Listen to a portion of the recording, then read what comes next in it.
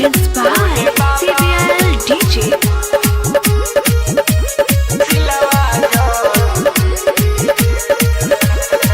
रौरा चोरन में माथाया कोन टेके आइल बा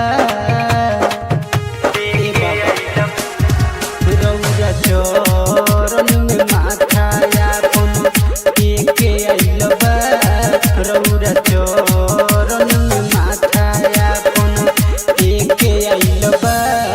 भोले बाबा हमर सिलवा जल लेके आइल बा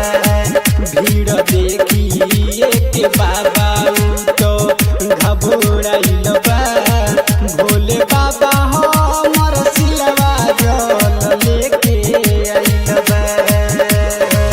हमर सिलवा जल भोले बाबा सिलवा जल भोले बाबा सिलवा जल हमरे खातिर पहिला सोमारी करली रखली दिलावा में बाबा हमके चाहली हमरे खातिर पहिला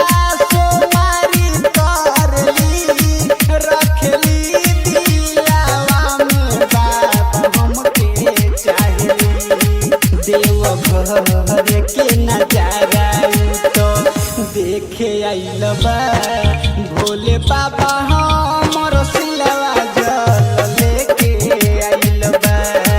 रौरा चोरन में माथाया कोन टेके आइल बा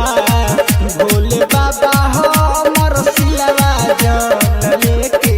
आइल बा हमर सिलवा जल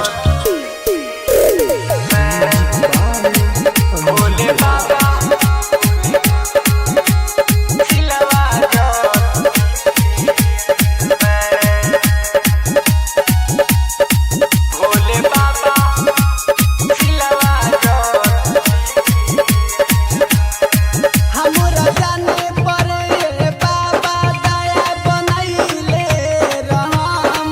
ज्यादा कुछ नाए बाबा रौरा से तने कहब हमरा जाने पर बाबा दया बनैले रहम ज्यादा कुछ नाए बाबा रौरा से तने कहब अमिंदर दीवाना के मांगला अर्जी लेके आइल बा भोले बाबा हमर सिलवा जल लेके आइल बा रौरा चोरन में माथाया कोन टेके आइल बा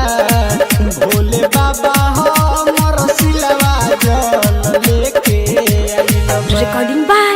Sagar Studio.